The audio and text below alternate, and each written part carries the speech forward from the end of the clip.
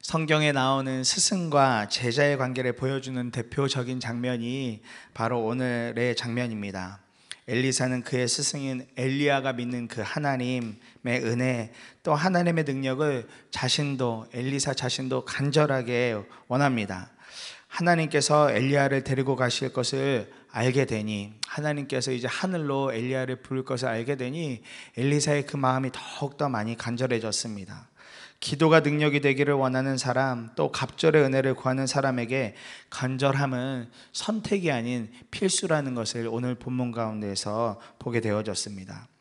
오늘 말씀 속에서 처음으로 붙들게 된 것은 포기하지 않는 간절한 갈망이 기도의 능력이라는 겁니다. 끝까지 포기하지 않는 간절한 갈망이 기도의 능력. 9절과 10절에 요단강 맞은쪽에 이르러 엘리야가 엘리사에게 말하였다. 주님께서 나를 데려가시기 전에 내가 내게 어떻게 해주기를 바라느냐. 엘리사는 엘리야에게 스승님이 가지고 계신 능력을 제가 갑절로 받기를 바랍니다 하고 대답하였다. 엘리야가 말하였다. 너는 참으로 어려운 것을 요구하는구나.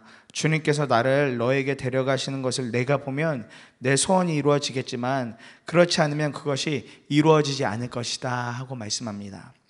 엘리야는 하나님의 인도하심을 따라서 길갈에서부터 베델로, 베델에서 여리고로, 또 여리고에서 요단으로 계속해서 이동을 해 나갑니다. 그때마다 엘리야는 엘리사에게 이제 더 따라오지 않아도 된다. 이제 더 따라오지 않아도 된다. 심지어 그 지역에서 만나는 예언자 수련생들도 엘리사에게 이제 우리 엘리야 선생님이 하늘로 올라가는 것을 알지 않습니까? 그만 따라가셔도 되지 않습니까?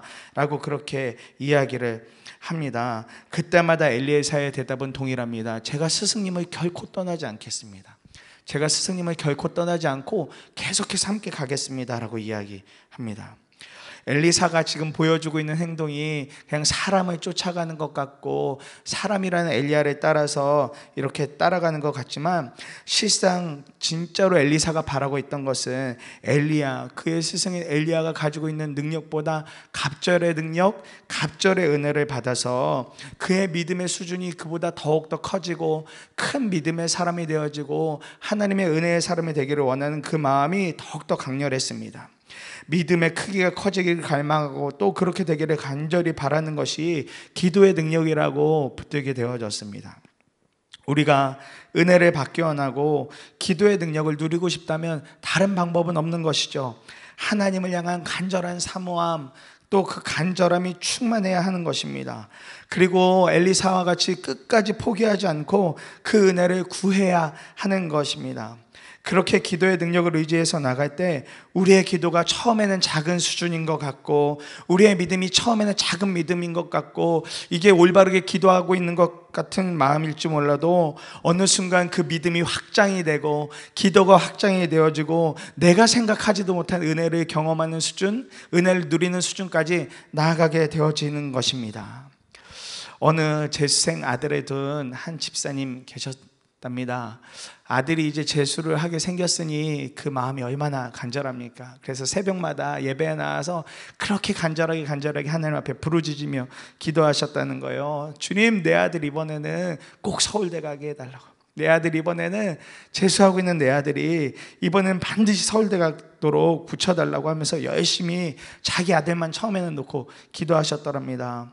그렇게 몇 달을 기도하는데 이분이 자기 아들 놓고 기도하는데 주위 보니까 옆에서 다른 엄마들도 기도를 하더라는 거예요. 자기의 자녀가 입시를 앞두고 기도하고 있는 엄마들의 소리가 들려지기 시작하더랍니다. 그러니까 그 마음이 치근히 여겨지시더래요. 그래서 기도할 때마다 이제는 자기 아들에 더해서 저 집 아이도 대학에 가게 해달라고 좀 같이 좀 붙여달라고 하면서 다른 집 아이들까지도 기도하기 시작하셨답니다.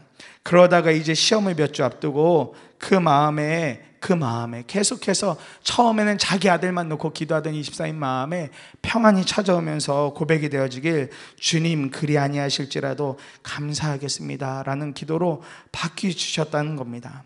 처음에는 그 간절함이 오로지 자기 아들 아주 작은 범주 안에서만 기도하는 제목이었다면 1년을 간절하게 기도하는 가운데 다른 사람을 향해서도 기도할 수 있는 마음이 생겼고 다른 사람도 간절하게 함께 가기를 원하는 마음이 생겼다라는 것입니다. 기도하는 가운데 하나님은 집사님의 마음을 만지셔서 다른 사람을 향해 기도하게 하시고 바로 거기서 기도의 능력, 갑절의 은혜를 경험하게 하시면서 나중에는 오로지 감사만 기도 제목으로 남도록, 그분이 기도했던 은혜만 남도록 하나님 그렇게 만들어 주셨다라는 겁니다. 우리가 가지는 간절한 갈망, 소원, 이것을 통하여서 기도의 불이 붙여지게 되어집니다. 우리가 기도의 문을 열기 시작했을 때, 정말 간절함과 사모함으로 나아갔을 때, 우리가 처음에는 작은 기도였음에도 불구하고 그 기도가 확장이 되어지고 넓어지고 믿음이 넓어지는 가운데 강력한 기도가 되어져서 나중에는 결국 기도했던 그 은혜만 남게 되어지는 것입니다. 그러니 우리가 기도의 능력을 누리기 원한다면 간절한 갈망과 간절한 소원이 함께 동반되어져야 하는 것입니다. 오늘도 사랑하는 성도님들 삶 가운데 간절한 기도의 제목이 있으실 겁니다. 너무나 간절한 기도의 제목. 어떤 기도 제목은 수년, 아니 수십 년을 이어온 기도의 제목들도 있으실 겁니다. 가족의 구원과 또 육신의 질병에서의 노임, 재정과의 관계, 자녀의 제목들, 자녀의 기도 제목들이 대부분 그렇죠. 빨리 응답이 되면 좋으련만 그러지 않고 계속 오랜 시간을 드려야만 하는 기도 제목들이 있습니다. 그런데 그렇게 길게 소원을 가지고 하고 있는 그 기도, 당장 응답이 되어지지 않아도 하나님께 드리는 그 간절한 기도를 통해서 우리의 영이 살아나고 하나님과의 교제가 계속해서 일어나고 있다는 사실을 우리는 기억해야 됩니다. 이것이 은혜인 것입니다. 또 이것이 기도의 능력이 되어지는 것입니다. 엘리사는 엘리야와 그의 수련생들이 막아도 정말 간절했습니다. 포기하거나 멈추지 않는 그 간절함이 있었기에 엘리야가 하늘로 올라가는 장면을 홀로 그렇게 목격할 수 있었던 것입니다. 오늘도 삶의 수많은 기도 제목, 또 오랜 시간을 포기하지 않고 드리는 그 간절한 갈망을 드리는 기도 가운데 하나님의 능력과 기도의 능력이 사랑하는 성도님들 삶 가운데 붙들어지시기를 간절히 소망합니다. 하나님은 이런 포기하지 않는 간절함 뒤에 은혜를 허락해 주십니다. 포기하지 않는 간절함 뒤에 두 번째로 붙들게 된 것은 간절한 믿음으로 기도하는 자에게 주시는 응답이 있다는 겁니다. 11절부터 14절에 그들이 이야기를 하면서 가고 있는데 갑자기 불병거와 불말이 나타나서 그들 두 사람을 갈라놓더니 엘리야만 회오리 바람에 싣고 하늘로 올라갔다. 엘리사가 이 광경을 보면서 외쳤다. 나의 아버지, 나의 아버지, 이스라엘의 병거이시며 마병이시여. 엘리사는 엘리야를 다시는 볼 수 없었다. 엘리사는 슬픔에 겨워서 자기의 겉옷을 힘껏 잡아당겨 두 조각으로 찢었다. 그리고는 엘리야가 떨어뜨리고 간 겉옷을 들고 돌아와 요단 강가에 서서 엘리야가 떨어뜨리고 간 겉옷으로 강물을 치면서 엘리야의 주 하나님, 주님께서는 어디에 계십니까? 하고 외치고 또 물을 치니 강물이 좌우로 갈라졌다. 엘리사가 그리로 강을 건넜다 말씀합니다. 엘리야가 엘리사와 함께 요단강을 건널 적에 자기의 겉옷에 막 말아서 강물을 치니까 요단강이 갈라졌었습니다. 그리고 그 두 사람이 그렇게 요단강을 지나가게 되었습니다. 그리고 요단강을 건너간 그곳에서 두 사람만이 남아있을 때 엘리야의 승천하는 모습을 엘리사가 그토록 간절히 바라던 엘리사가 진짜로 그 광경을 마주하고 보게 됩니다. 엘리사가 구하던 것을 엘리야는 마지막 순간에 허락하신 거죠. 사실 엘리야가 허락한 것이 아니라 하나님께서 그 일들을 허락해 주신 것입니다. 그 허락한 증거가 엘리야가 떨어뜨리고 간 겉옷을 가지고 강물을 다시 쳤을 때, 엘리사가 그 강물을 쳤을 때 엘리야와 마찬가지로 강물이 좌우로 갈라진 것입니다. 엘리사가 구한 대로 하나님께서 응답을, 갑절의 은혜를 허락해 주신 것입니다. 물론 그 시점에 엘리사는 그 모든 것을 다 깨닫지는 못했을 것입니다. 그러나 하나님께서는 그 강물이 갈라지는 것을 통해서 그 은혜가 임하였다는 것을 적어도 엘리사에게 보여주고 알려주신 것이죠. 엘리사가 가지고 있던 믿음은 엘리야가 믿는 그 하나님께서 엘리사 자신에게도 은혜를 주실 수 있는 분이라는 바로 그 믿음이었습니다. 엘리야가 승천하고 났을 때 그가 하나님을 부르짖는 장면 속에서 엘리사는 엘리야의 능력이 아니라, 엘리야가 갖고 있는 그 모습이 아니라 하나님이 부어주실 능력을 사모했음을 보게 되었습니다. 기도의 능력을 갈망하는 우리에게 정말 중요한 것은 믿음을 가지고 간절한 기도를 해야 한다는 것입니다. 기도를 해도 그냥 기도할 것이 아니라 진짜 믿음을 가지고 간절한 마음으로 구해야 한다는 것이죠. 광교 더 사랑의 교회를 담임하는 이인호 목사님께서 사랑의 교회에서 사역하고 계실 때 한 번은 그 큰딸이 급성 간염이 오셨답니다. 급하게 병원에 입원하고 위급한 상황은 넘겼음에도 간 수치가 2000에 막 이르니까 황달이 오고 복수가 차고 그 어린 딸이 막 그렇게 힘겨워하는 모습을 보게 되어지더래요. 병원에 입원도 시키고 치료의 과정을 계속하고 있지만 아빠로서 해줄 수 있는 게 아무것도 없더랍니다. 그렇게 힘겨워하고 있는 딸을 보면서 그래서 계속해서 기도밖에 할 수 없어서 그렇게 계속 기도를 했답니다. 날마다 딸이 잘못되면 어떡할까라는 두려운 마음이 막 목사님의 마음을 막 계속해서 엄습해 들어오는데 그 두려움과 싸우면서 계속해서 기도해야 하셨대요. 그런데도 아무런 차도가 없더랍니다.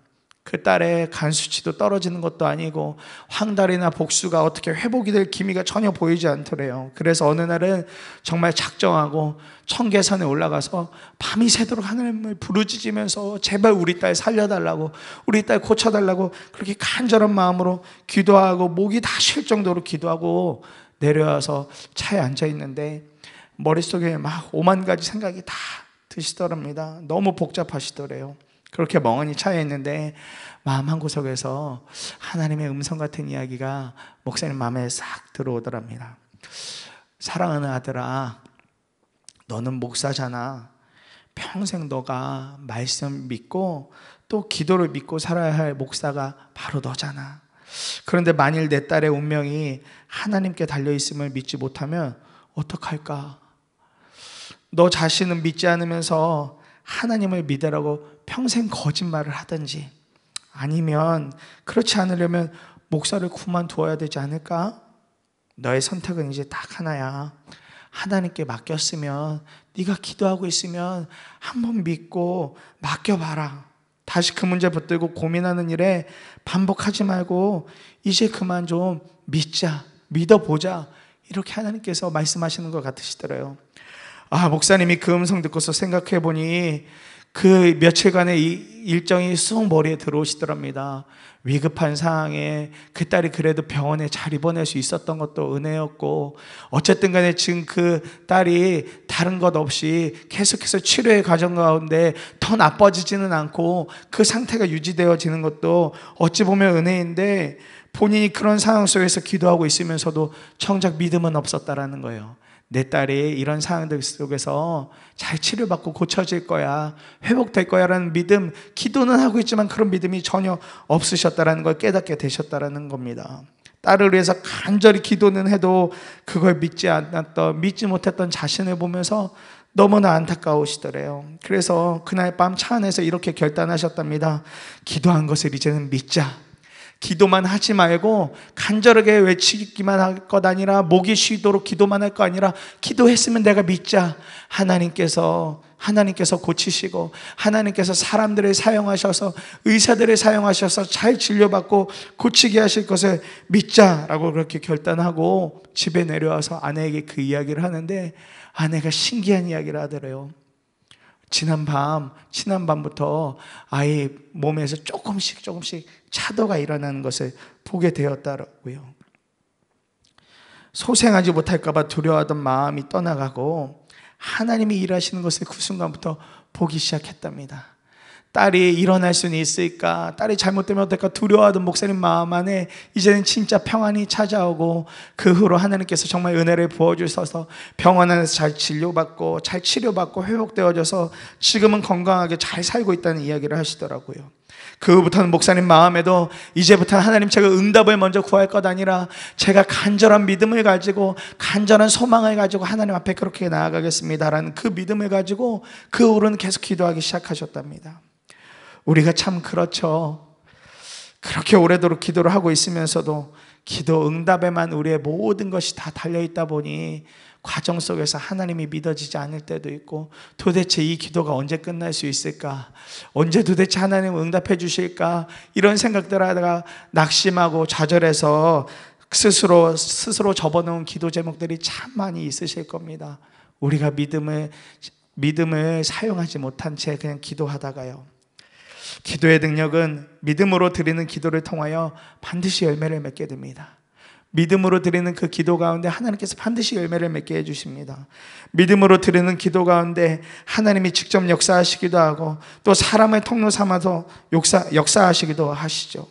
무엇보다 포기하지 않는 그 기도 가운데 하나님께서 반드시 은혜를 부어주실 것입니다. 포기하지 않는 간절한 믿음으로 드리는 그 기도 가운데 하나님께서 반드시 응답해 주실 것입니다. 사랑하는 성도님들 삶에 기도는 능력이 되려 하신다면 오늘 엘리사의 모습처럼 포기하지 않는 간절한 갈망을 가지고 주님 앞에 나아가길 간절히 소망합니다. 이번 한 주 동안 우리가 기도의 능력에 대하여서 여러 믿음의 선배들을 통하여서 여러 기도의 방법들을 보고 배웠다면 거기에서 우리의 머리의 지식으로만 끝날 것 아니라 이제는 그 간절한 기도 가운데 한번 나가보는 것입니다. 그 믿음을 가지고 믿음의 선배들이 가졌던 그 동일한 믿음을 가지고 우리도 하나님 앞에 함께 무릎 꿇고 기도하며 나아가 보는 것입니다. 우리가 갈망을 가지고 나가셨다면 지금 당장 그 일이 이루어지지 않더라도 하나님이 반드시 이 기도에 응답하신다는 그 믿음 가지고 기도할 때 응답이 당장 주어지지 않더라도 우리는 그 시간에 하나님의 깊은 은혜를 경험하고 하나님과 깊은 교제가 일어나게 될 것입니다. 그거면 충분한 거죠. 그거면 이미 우리는 기도의 능력을 분명하게 믿으며 살아가는 하나님의 사람들, 예수님의 사람들이 되어지게 될 것입니다. 이 아침에 두 가지 말씀 붙들고 함께 기도하기를 원합니다. 첫 번째 우리가 기도할 제목은